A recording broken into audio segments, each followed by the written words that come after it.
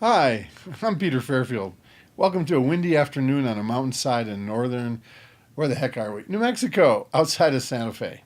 Today I want to talk about an unusual topic, maybe for some of you, maybe you've never thought about it, arguing with reality.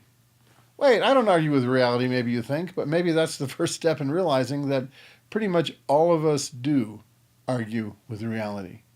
As a matter of fact, if you really look at the physiology of enlightenment and awakening from many of the spiritual traditions, you find that the whole idea of becoming awakened is to resist editing, resist resisting, begin to see things and feel things and experience things and exactly as they are, and also to be ourselves exactly as we are. So how hard is that? As a matter of fact, the Chinese character for awakening has to do with the sub-character for a person with five open senses. Just, I will resist nothing. I will hear everything. I will be aware of all sensations, all dimensions, all times. That's a Buddha. So how do we know we're doing that? Oh, Uncle Fred died. Oh no, he didn't die. That's resisting reality. Or oh my God, I can't believe it. I just got in a car accident. Or oh look, I can't believe it. I just won $100 billion.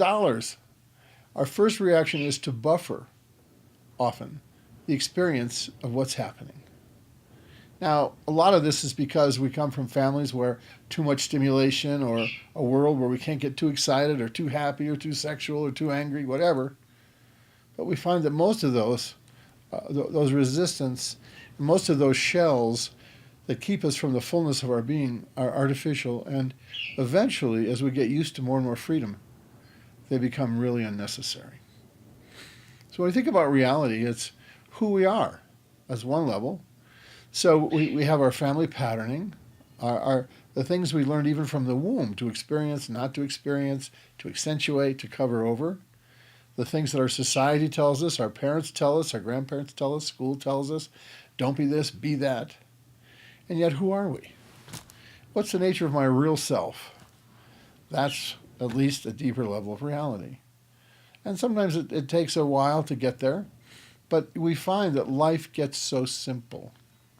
If we're connected to the real flow of events in our life, not what we think is going to happen or what we might happen, we're really connected to a deeper sense of reality and how things are, then we can feel ourselves connected to the situation, and the answer of how to proceed is usually right there.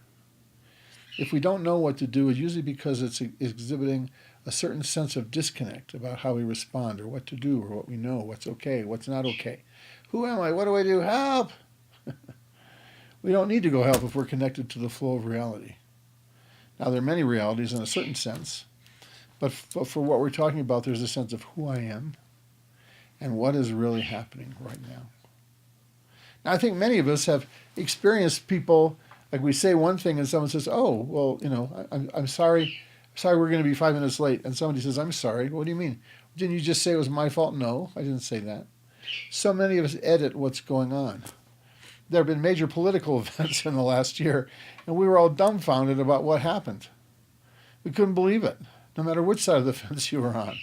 Things were different than we expected, and yet there were people all along the way that was saying, no, it's going to turn out this way, the way it did. So somebody was connected to reality. Somebody was getting out of our preference. Somebody was getting out of their fears.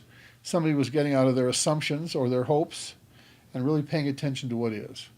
And perhaps that's what our world needs. First is so that we can become ourselves, and then so we can begin to see the world as it is, and then we can pay attention, and then we can do something about it.